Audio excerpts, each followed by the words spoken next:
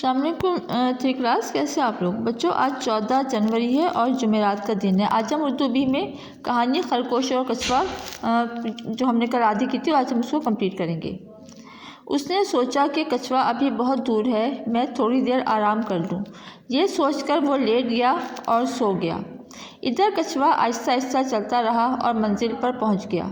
खरगोश की आँख खुली तो वो तेज़ी से भागा, मगर कछुआ वहाँ पहले ही मौजूद था। खरगोश बहुत शर्मिंदा हुआ और उसने कछुए से माफ़ी मांगी। नतीजा, गरूर का सर नीचा। बच्चों, अगर किसी शख्स में कोई क्वालिटी होती है, कोई ख़ासियत होती है, तो इसका मतलब ये नहीं कि वो अपने आप को बहुत बरतर समझे और दूसरों का मजाक उड़ाए।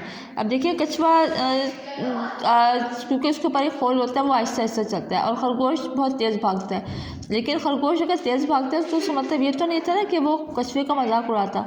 तो अल्लाह ताला की बात पसंद नहीं आई। तो जब उसने कछुए से दौड़ में शर्त लगाई थी, तो वो अब समझ रहा था कि मैं तो बहुत तेज़ भागता हूँ, मैं तो आगे निकल जाऊँगा, लेकिन वो सो गया। तो इससे उसको अपने गुरूर की सज़ा मिल गई। तो इस कहानी का नतीजा ये है कि अगर आप में कोई क्वालिटी है, कोई ख़ासियत है, कोई अच्छी बात है, तो इस पर गुरूर ना करें। ठीक है, ये काम अपनी कॉपी पर करना है और उसको अच्छी तरह से याद भी करना है।